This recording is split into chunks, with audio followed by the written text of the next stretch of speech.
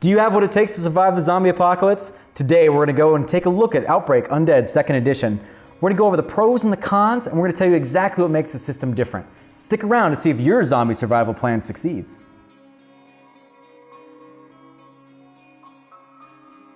Welcome Game Masters to SRD. We're a second-rate production and will make you a first-rate GM. Today we're going to start first of many system reviews with Outbreak Undead 2nd Edition. Outbreak Undead is a survival horror simulation-style RPG that pits your players against the zombie apocalypse using a percentile system, custom dice, and a dice pool to determine degrees of success and failure. So I played 1st Edition, Outbreak Undead, and I really loved it. There was a lot of really unique things that were going on with it. So what makes 2nd Edition different? What makes it different than other games that are out there right now? Well, this game has 3 completely different game modes within this single product. You've got arcade mode, you've got weekend warrior, you have survivalist. Basically the act is it's different difficulty modes for your scenario. It's one more step towards complexity of simulation. So I know that in the 1st Edition you got to play yourself, which was fantastic, and that stays, right? Yes, it does. You get to play yourself.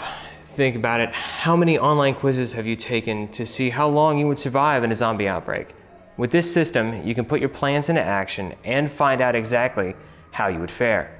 So the survival mechanics are actually really unique enough that you can adapt them to other disaster survival simulations, something like aliens? Or... Yeah, you can do an alien invasion scenario, you can do a natural disaster, some crazy office team building exercise, whatever you really need it to do. It's taken real people, real event, sort of, and set it now and go. So which leads us into some pros of this system.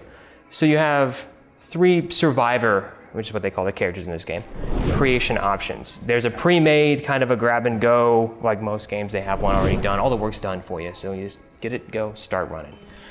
You can set up a fictional survivor, which uses a point-buy system for the most part to create your core attributes and your set of skills and abilities. And then, if you have a certain set of skills, you can create yourself using a 40-point personality test along with your age, along with your life experience to generate your Gestalt levels. And you use those to purchase your skill sets and your abilities to represent you in this crazy world gone wrong scenario. Yeah, so I remember 1st Edition, we had a lot of fun like making your own characters, and you said, so that stays, which is awesome. So is the Spew Online test, it's the same thing, right? Your strength, perception, empathy, and will? Yes, and it's probably even the same test. They spent a lot of work and a lot of time getting with psychologists and sociologists and people that are trained to really develop a pretty good test for it. Yeah, I remember taking the test at the time. It was pretty accurate. I probably need to make some adjustments now after a few years. But at the time it was really cool. And then I got to find my job and put that in there as my skills. And it really played out pretty well. And the Gestalt system was really unique. To kind of touch on the Gestalt system, and I'm assuming it works the same way, but you get X amount of dice for the amount of years that you were alive, correct? And then, but in 2nd Edition it stops at what, 35? Well, it still keeps going after 30. It's 1 for 1 until 35. And then after 35, for every 5, you get 1 more. Yeah, I remember part of that, you could basically create your own skills, which is really neat, that weren't necessarily in the book. Right, and that's what they're for. That's what Gestalt levels are all about. You can take, say, well, so I'm in a search and rescue team, but I'm also hazmat operations trained. That's not in the book. Search and rescue is, but the hazmat stuff's not. Sure. So I could use Gestalt levels for that. Yeah, so the way that we did it before, and I think this works the same way, is that like you would come across a scenario where like you're walking along and you find like this overturned hazmat scenario, so like some chemicals dumped and spilled all over the place.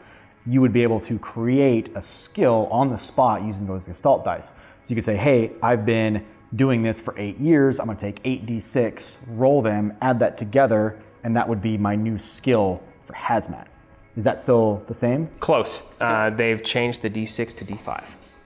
What is a d5? So a d5 is, it's a d6 with the 6 pips replaced with a symbol. Okay. That's unique to the game. This is part of the custom dice aspect. So speaking of custom dice, that's kind of a con for the game that uses custom dice, but they're easy to work around. They're just color-coded d6s, is all they are. And That's a simple fix for anybody who's ever done any kind of gaming.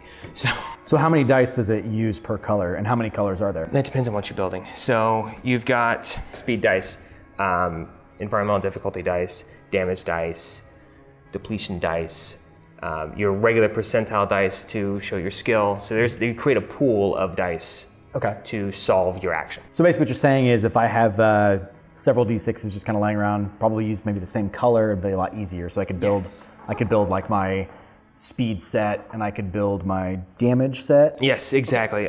Color doesn't really matter as long as you're using the same color for the same thing. So the custom dice was a bit of a con, but here's a pro. You got 3 game modes. It's like getting 3 games in one. So your arcade mode is just, it's a bare bones, real quick, real simple, real easy. Then you roll into Weekend Warrior. It's the next step towards your simulation. Little more mechanical change, little more mechanical fiddly bits, and then you get into survivalist mode, which is your full-on, unforgiving, brutally lethal, zombie apocalypse awesomeness, and that's where the game really shines. What would be probably the biggest difference between the first step and the last step? So there's lots of mechanics there, but like, what would an attack look like from base to survivalist? The number of dice you bring into creating your skill check, which is really all an attack is in this game, changes. It goes from a D6 to a D10 in Weekend Warrior to you're just using your percentile dice in survivalist. And you're adding all of the different factors in that the full survivalist mode brings with it to make edits to your dice pool, to figure out your degree of difficulty and your success and failure. Okay. So like in the base mode, it doesn't really cover all the... It doesn't care about a lot of it. You take a D6 and you're going after your target number.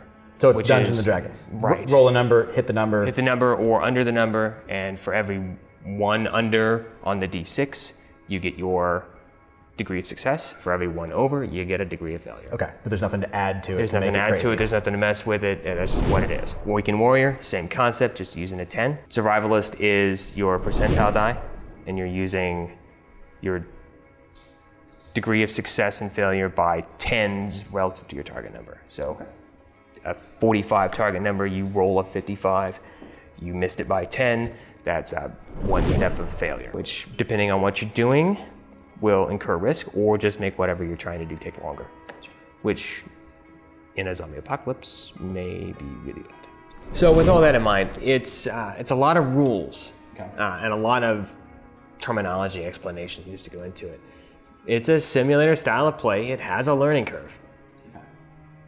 It really shines when you bring all the rules to bear and you have your full survivalist mode. It's a lot of stuff, a lot of fiddly bits, but once you get a handle on it, it gets out of its own way and you could just storytell.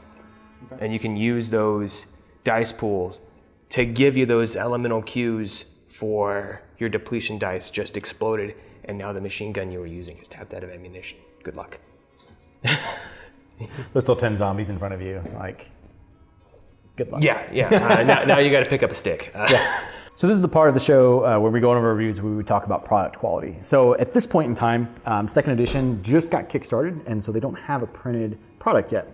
But what I can talk to you about is first edition. And what I can say is that Hunter's Books put out amazing products. I've had this one now for, 3 or 4 years. And it has lasted the test of time. We've played many games with it. It's been beaten all over the place. And I say that because we've only ever had one book and we've played with several different parties. So this thing's been passed around, thrown in cars, thrown in bags. I will say though, that the one thing that I've done with this particular product that I've never done with any other book before is tab it out. And that's because the game itself, and we'll probably throw it up here on the back, was written in kind of like a notebook style, which is really cool aesthetic. However, it did make it a little bit difficult to find some rules and stuff like that. So it wasn't the layout wasn't as typical as you would see in something like Dungeons and Dragons or Pathfinder or even Call of Cthulhu, where you have, this is your class, these are your stats, and you move on with it. It wasn't as clean of a template. I'm pretty sure that they have learned from that from the first one, because that was the big thing that they got as far as feedback was concerned. So I'm sure the layout will be taken care of. But the product, the quality, is phenomenal. This was their first book. They released somewhat of a, I guess you'd call it a monster manual a couple years later, and it's just the same. The layout improved immensely. They went to a much cleaner page, and they still had some of the notebook pieces in there, but they went more to the cleaner style as well in there. But it was a beautiful book, and it too has taken a kicking and just keeps on going. So I'm assuming, and I would hope and would think that the next one will be just as good. So with that, the book's aesthetic, we had a working copy of a PDF, not a physical book. Right. So that's where we're drawing this from. The layout has been that they took that criticism to heart and they solved that. With that said, they kept the feel, they kept the tone. There is very much a channeling of a Father's Notebook from Supernatural kind of feel to it. Somebody left this thing and it got picked up and passed down to the next person to write their thoughts and of this survivor's journal kind of thing. So it really sets your tone and your mood for the game. 3 game modes are interesting. I like the concept. The idea of creating myself as a character in a world gone wrong, I absolutely love. Yeah. It's a great way to do it, and a unbiased test against yourself. And I read an article about don't just take it yourself, let somebody else take it as you and then average the results to really get yourself as a kid. And I think my wife and I are probably going to do that. Nice. So who knows what I'm going to have. We actually played first edition. We played many times. We did some custom character sheets. We did custom stories. I ran it at Gen Con. I've ran it for my friends. We've ran full campaigns. So we know exactly in this town what will work for the survival of the zombie apocalypse and what will not. And actually, my wife had written a story about that based off of that adventure, off that journey. And actually, we'll probably link it down in the underbits just so that folks can read it. I know that it was published in a zombie article thing that they all put together and were collecting for writers. And it was really cool. And I can't wait for second edition to come out. I can't wait to get my hands on it and go ahead and give it the same amount of adventures that we put the old one through. I can't wait to test my survival plan. Yeah, I know what works. I've got ideas working, and I've got to try them in a semi-controlled environment. So the way we're going to run this particular series on Fridays is it's going to be start off with what is the game, then how do you run it, how do you play it, and then hopefully, if we can track them down, we're going to have an interview with the creator. Luckily, we were able to get a hold of Ivan, and we will have him here at the end of the month. So look forward to that. Thank you very much. There is the like and the share button. If you like us, hit it, share it with your friends, let them know that we're here, we exist. We would love to hear from them in your comments below. If you've played Outbreak, let us know down in the comments below. We would love to hear if you've played any game like this as well. Get to work on your plans. Catch us next week.